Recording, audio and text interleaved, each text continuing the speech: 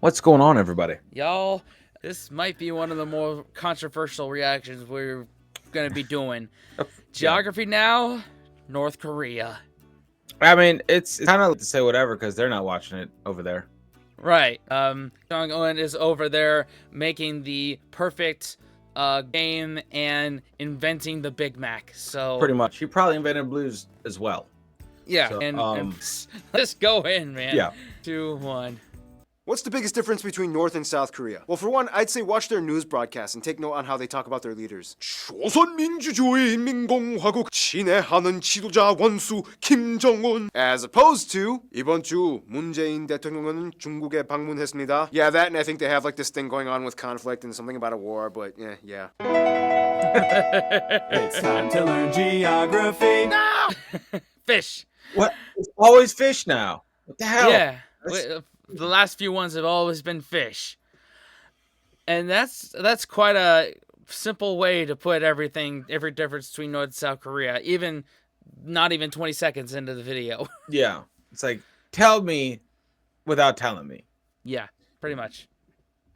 Hey everybody, I'm your host Barbs. We have reached our next set of twin countries. The first was the Congos, the last will be the Sudans, but for now, we have reached the Koreas. Now, unless you've been living under a rock, I'm sure you may have heard something about North Korea in the past decade, as it's been in the news quite a bit. As you know, I'm half Korean with roots in South Korea, and not only that, but I'm also American, so basically, I'm the worst possible candidate in the eyes of a North Korean to speak about their country. I will try to remain as unbiased and neutral in my delivery, addressing as much information as objectively as possible based off of pure data and fact. 그래서 준비됐습니까? 그럼 시작!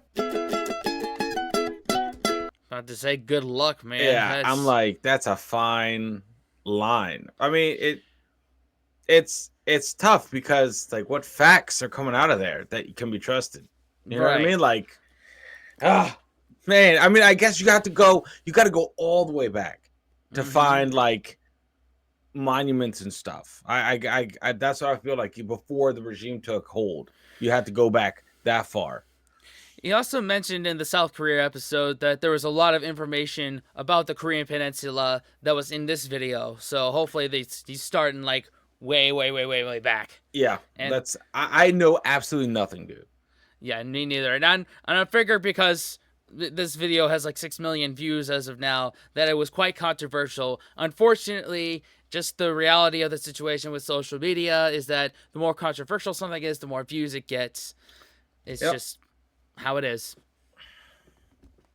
Dude, I really need to work on my Korean. I'm an embarrassment. Anyway, North Korea is sometimes referred to as the Hermit Kingdom, so there's always like a sense of mystery when it comes to what's inside. Fortunately, we have satellites and Google Earth. First of all, North Korea is located on the Korean Peninsula connected to China's Liaoning and Jilin provinces, sandwiched between the Korea Bay and this sea, which be careful what you call it. Koreans and Chinese prefer the name East Sea, whereas the Japanese call it the Sea of Japan. Keep in mind there's also an incredibly short 17-kilometer long border with Russia at the tri-point with China. Along the border with Russia lies the Friendship Bridge, and only North Koreans and Russians are allowed to take it. With a transfer in Vladivostok, this means you could essentially go all the way to Moscow, making it one of the longest train itineraries in the world at around 9 days upon arrival. The same deal exists with China, in which there are 3 main border crossings: the Sino-Korean Friendship Bridge, the Jian-Yalu River Railway, and the new Yalu River Bridge. Each of these bridges, though, are guarded and only let in certain government-approved arrivals that have no set schedule. The country is divided into 3 types of administrative divisions: the 9 provinces, the Tukbyeol시 or special city of Ranson, as well as the capital Pyongyang, which also acts in its own entity. Pyongyang has the only international airport, Pyongyang Sunan International Airport, whereas the second largest city, Hamhung, and the third largest, Cheongjin, both on the east coast, also have respectively the next largest domestic airports. Now we reach the most controversial part, the border with South Korea, literally like their own brothers. This 250-kilometer long border, known as the DMZ or Demilitarized Zone, also sometimes called the 38th parallel, this line was established by the Korean Armistice Agreement to serve as a buffer zone between the two nations, giving more than a little half of the peninsula to North Korea. This means that essentially both countries claim that they are the rightful owners of the entire peninsula, or at least their government ruling systems should be the dominant ruling ideologies. At Panmunjom lies the Joint Security Area, which acts as like the only connection between North and South Korea, with neutral conference rooms. It's actually kind of like a tourist spot in which people are allowed to go in under the supervision of a military guard. On top of that, it's estimated that the country has about 8,000 to 15,000 hidden underground facilities, including underground factories, underground Air Force hangars that cut through mountains, naval naval ports, and artillery pieces in caves. North Korea, as we will soon find out, has quite a unique layout based heavily off of politics. Here you will find symbolism and imagery that relates to the government everywhere, even in the middle of remote farm villages. Every school and office building is required to have portraits of the late Kim Jong-il and Kim Il-sung on their walls. In Pyongyang, when they're not driving, they usually take the amazingly embellished underground metro system, which goes as far as 110 meters below the surface. Most foreigners that visit rarely get to see anything outside of Pyongyang. If you score a deal with the government, you might be allowed to visit Chongjin or the beaches of Wonsan or the industrial city of Hamhung. Oh, and keep in mind, since 2015, they've actually started using their own time zone, UTC plus 8:30, which makes them 30 minutes behind South Korea and Japan. Why did they do that?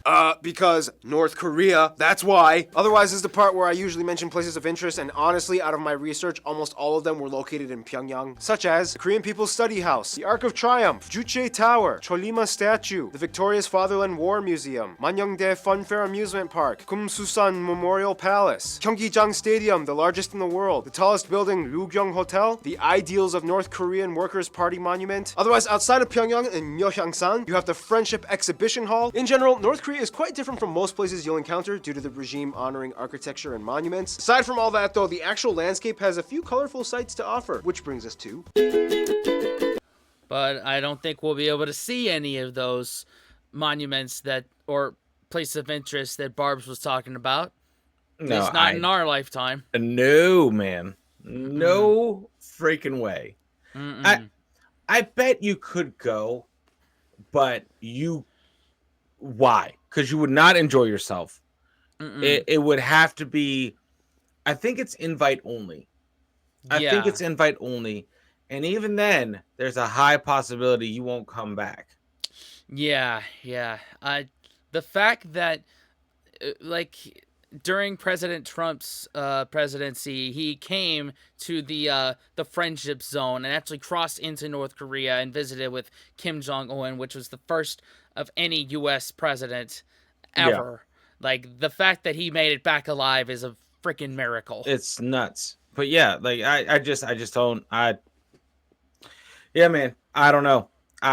That's a touchy, not really a touchy subject. I would say don't go. Aid people that are coming out. You know what I mean? Yeah, exactly. And there are videos on YouTube of people who escaped North Korea telling their story. Yeah, if y'all want us to look at them, let us know. Like, that's it. It's like it's like the only country where it's like the term escaped means leaving. Like, that's crazy. A country. Yeah. Like, yeah. That's nuts. Like, if I went to, I'm not going to say that you escaped the US to go to the UK. That's not, you know what I mean? No. It's like, holy crap, to leave a country, they have to basically say you escaped. Holy shit. Yeah. Like, that's nuts, man. Mm-hmm. Whew. Now, believe it or not, if you ever get the chance to see the landscape of rural North Korea, it will not disappoint you. First of all, North Korea is about 80% mountainous, with the largest ranges in the northeast being the Hamgyong and Namnim mountain chains. Now, when the two Koreas split up, the north side got the most treasured natural landmark, the highest peak on the entire Korean peninsula, Mount Paektu. Well, part of it. China kind of got 3/4 of it. Mount Paektu, with its caldera lake, known as Heaven Lake, is actually an active volcano with the last eruption happening in 1903, and it's considered a sacred spot to all Koreans. To the west of Paektu is the longest river that divides the border with China, the Amnok or Yalu River, which empties into the Bay of Korea. Nonetheless, the Taedong River is probably the most important one as it flows directly through Pyongyang. About 70% of the country is forested, about 20% is arable for farming, which employs about 1/4 of the entire population. Virtually every single crop field is under government jurisdiction, as farmers must hand over a portion or quota to the state. During the 90s, widespread flooding disasters caused famine, which killed off hundreds of thousands of people. And since then, North Korea has actually decided to quadruple their potato production in many places, replacing rice since potatoes grow much faster and easier. Speaking of which, I would argue that if you really want a taste of deep, true, non-commercialized traditional Korean cuisine, then the North Koreans probably have it a little bit more locked down better than South Korea. I'm sorry, South Korea, but it's kind of true. I mean, come on. Since when the hell was cheese ramyun a thing? And even though, admittedly, they do taste kind of good, kimchi was never originally intended to be made into a burger patty. Anyway, a traditional Korean meal will usually consist of multiple banchan, which are small seasoned side dishes placed in small dishes and bowls alongside your main plate. Typical dishes I'm sure many of you have already heard of, like bulgogi, kalbi, samgyeopsal, buchingel, bushingge, bibimbap are made in restaurants, sometimes in the homes of the elite. However, most people in North Korea don't actually eat meat that much, except on public holidays or on special occasions due to the lack of access. North Koreans are also known for having the best version of my favorite food in the world, naengmyeon, ice-cold starchy buckwheat noodles typically served with a half-boiled egg, thin slices of brisket, cucumber radishes, topped off with the right amount of vinegar and Korean spicy mustard. If I could go to North Korea just to try their naengmyeon, I would. Watch, I'm at customs at the airport and they're like, purpose of visit? Naengmyeon. Yeah, it's probably not gonna happen. Yo, Dennis Rodman, I need you to do me a favor. Almost all oil and petroleum is imported from China from a pipeline originating in Dadong along the border. And I think that's a good transition to start discussing the people and how and why they are the way they are. Oh, wow. So now we've gotten that piece of the puzzle of the food and the oil and all that. This will be an interesting little segment right here. I think so. I think so. 그럼 말해봐. 물론 바보 같은 미국인. And that will be discussed too. Now, let's be honest, when you hear North Korea, immediately images of the Kim regime and marching soldiers, military personnel. But for a couple minutes, try as hard as you can to put that aside and go deeper to a level that most people in the Western world don't really tap into. What is North Korea like outside of the news? Well, first of all, the country has about 25 million people and has the most active troops per population at nearly 48 per 1,000 people. With the exception of a very small group of Chinese, Japanese, and Westerners that have residency status, the country is almost completely homogenous at 99.99% ethnically Korean. That was the easiest pie chart I've ever made. In addition, they also use the North Korean won as their currency, even though foreigners can't use it. They use a Type-C plug outlet, and they drive on the right side of the road. Let's quickly talk about the few non-North Koreans that are allowed to live in North Korea. The only real group of ethnic minorities that have inhabited the peninsula prior to war times would be the Jegasun people, descendants of Manchurian lay monks from China that got married and settled in the area. Otherwise, modern Chinese people known as Huaqiao have been able to establish residencies in North Korea. However, since the 80s, more have repatriated back to China. Otherwise, a very small community of only a couple hundred Indians, Japanese, and yes, even about 200 Americans live in North Korea. Some of them are prisoners of war, some are defectors, but most of these people are serving in humanitarian sectors, providing things like medical and educational aid. The country has virtually no standardized immigration policy other than, will the president allow you in? Which is how these two people got in. Remember the Equatorial Guinea episode? We talked about the dictator Francisco Macias? Well, he made a deal with Kim Il-sung and sent his kids to North Korea shortly before he was assassinated. Yeah, his daughter Monique was raised alongside the regime, personally meeting Kim multiple times. She speaks fluent Korean and is alive today. She wrote a book and does speaking tours. Then you have this guy who goes by his Korean name, Chosun-il. He's the only Westerner to officially work for the regime. It took him over 10 years to gain the confidence of the government. He is head of the Korean Friendship Association and is North Korea's unofficial ambassador to the world. What's even more interesting are the North Koreans living abroad. Today there's a community of North Korean descended people in Japan known as the Zainichi Koreans. They have their own pro-Pyongyang operated schools and teach lessons in Korean with a strong pro-North Korean curriculum. In Japan. Weird, huh? Also, there's estimated to be a little more than 20,000 defectors living in South Korea. And there are quite a few living in the US as well. Remember that letter I got on Flag Friday? In North Korea, they speak, of course, Korean, but a distinct North Korean dialect, which is actually more kind of like a proper traditional way of speaking. Whereas the Korean spoken in South Korea utilizes a plethora of loanwords from English and to some extent Chinese. For example, in South Korea, juice is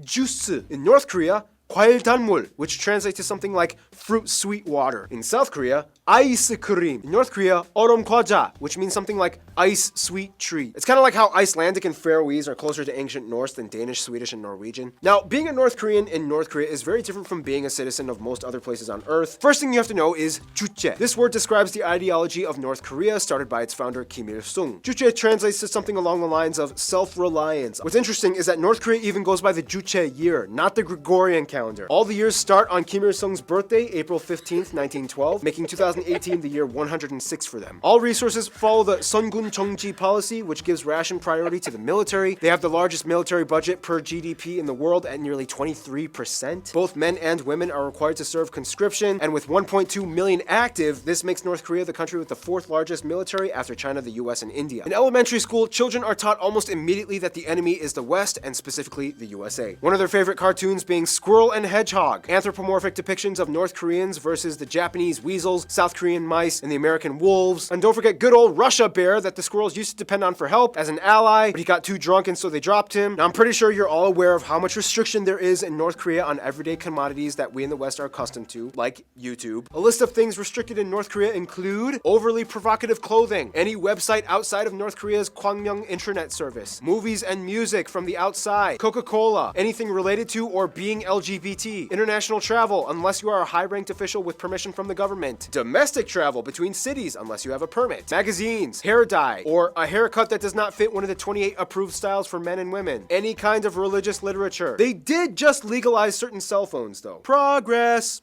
Speaking of which, North Korea is essentially an enforced atheistic state, although some would argue that it's more like a person reverence state. Although the constitution says it allows religious freedom, religion is heavily restricted and chastised. Anyone owning a piece of religious literature, proselytizing, or worshiping anywhere outside of the government-sanctioned and heavily monitored churches will be punished severely. Numbers are hard to come by since the Christian community is heavily concealed and underground, but studies show that there could be anywhere between 300,000 to 500,000 Christians residing in North Korea to this day. North Korea is a very elitist-run country. The top and most privileged people live in Pyongyang. Most people that live in the city are expected to excel in all fields of academia and the arts. Most people there play at least one instrument and have some kind of skill that can attribute to the furtherance of North Korea's cultural identity. And if the government feels like it, they will hold the Arirang Mass Games, the largest of its kind according to the Guinness Book of World Records. Here, students as young as 5 from one of the top 8 elite schools of Pyongyang participate in an extravagant, colorful performance of exquisitely choreographed acrobatics, arts, dance, and music with an amazing card mosaic wall, literally controlled by individual students flipping colored panels, creating a massive moving image. It's like a living TV, and each pixel is a person. Okay, history time. If we really want to go back. Whoa. That's nuts. Is it even a real place? Oh my god. Like, just what?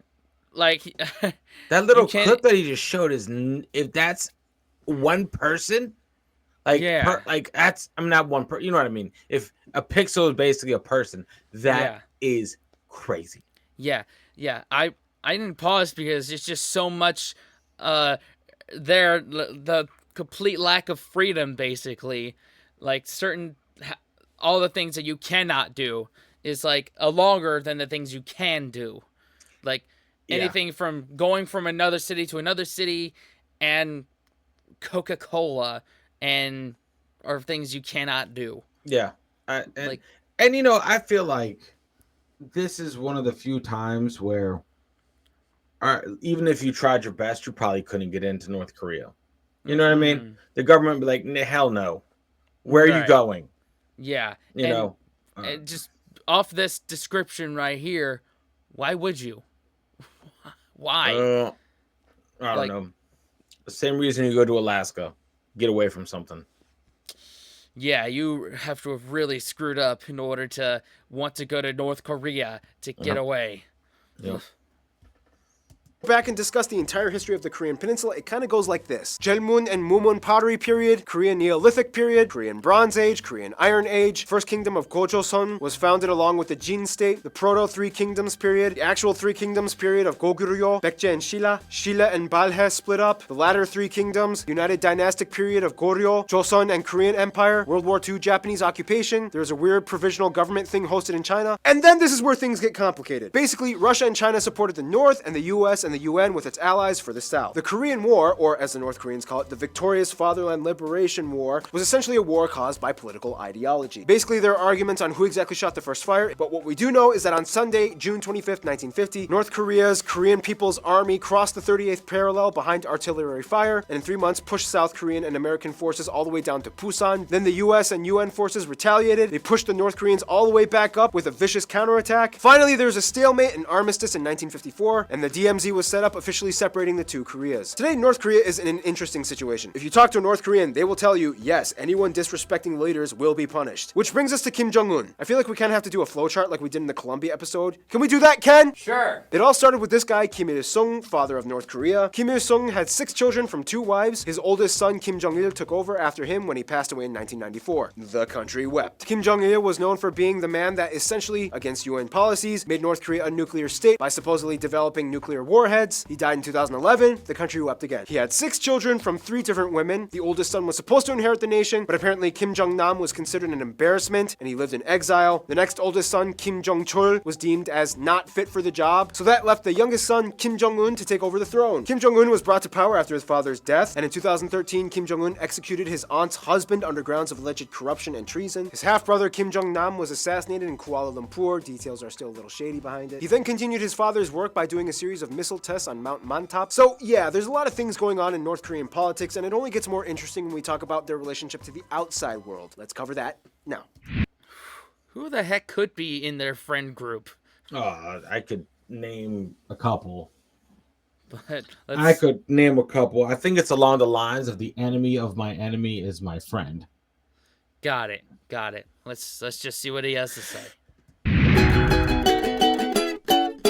North Korea is known for being one of the most isolated nations on Earth. However, they do actually have diplomatic missions with outside states. First of all, North Korea has made kind of interesting business ties with various African nations. They are known for being the creators of various statues like the ones in Zimbabwe, Namibia, Mozambique, even Senegal's Resistance Monument, the largest statue in Africa. Generally, they seem to have ties with nations that also have ties to communism or are still under communist governments. In the past, Laos, Cambodia, and Vietnam were pretty close allies. However, in the past, these states have adopted a more capitalistic substructure in their legislations, which has distanced them from North Korea over the years. You would think that the USA and UK would have bad ties, but surprisingly, the UK has an embassy in North Korea. North Korea actually does have third-party agreements under the table that allows private investors to do business with them. Whenever North Korea says they're closing off to the Americans, there's always kind of like a small loophole that they kind of let slide, and by that I mean Dennis Rodman. North Korea might say that their best friends would kind of technically be China and Russia. However, China and Russia are a little weary of hanging out with them. Both countries are their largest suppliers of import and export, as well as outside communication, even though that is very restricted as well. When it comes to South Korea, though, the North has kind of like a strange I love you, but I hate everything you stand for type of relationship. These two are basically identical twins, separated at birth, raised by incredibly different foster parents. North Koreans kind of view South Koreans as American puppets that condone Western imperialist ideologies. Basically, the narrative for the North Koreans is withdraw your ties and sanctions to the Americans and we can reunify, whereas the South is like get rid of Kim Jong-un and join our system and then we can unify. In conclusion, yes, North Korea has quite a reputation around the world for being a mysterious, isolated nation of enigma, brimming with controversy and conflict, but they also have a unique story that tells us how ideology can play one of, if not one of the most important roles on how we people will live on the planet. I don't know what the future will hold for North Korea and South Korea, but let's hope that somehow, someway, peace can be the final result. Stay tuned! Twin number 2, South Korea, is coming up next, and my mom will be in it!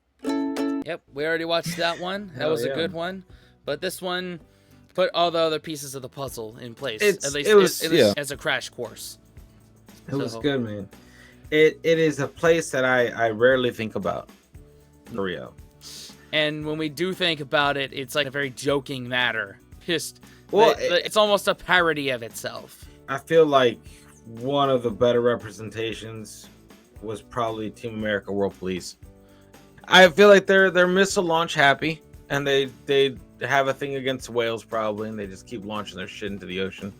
But another great representation would be The Interview. Yes, 100,000,000%. What a great movie. Yeah. What a great movie. But what can we say? You feel like change will happen, but change on that scale that's needed comes at a very high cost. And Barb put it best was North Korea says to South Korea, reject all Western ideologies and reunite. And then South Korea's like, get rid of Kim Jong-un and stop being communists and we'll reunite. Yeah. So they're not going to agree. No, or at least when they do, it'll be either a very long time. It'll be a very bloody reunification. Yeah, it's not for as much as we hope for it to be peaceful. It's gonna put a massive body count. Yeah, an unfortunate amount. No, unless it happens. But I feel like it's protect these kind of on countries. Yeah. Because it's hard. It's hard video to do when you have to step away from the bias and look at it from just a facts and outside perspective. Yeah, and Barb did a good job of trying to be objective and not biased and actually good crash course and be neutral. Yeah, and in a lot of these obscure countries that we will end up checking out, ideologies, certain regimes made the country or led the country down a wrong path, but it is not the everyday folk. So it's that there are those that have to suffer at the hands of someone else's ideology, right? Yeah. But I think he towed that line perfectly. Yeah, it's a difficult subject, and major props to Barb for doing that. Oh, hell yeah. Yeah. Watching y'all, consider subscribing, watching another video. What else, Dan? Unplug. Do something legendary, guys. Exactly. See you next time. Later. Fellas, we could be that mistake. Let's do do this.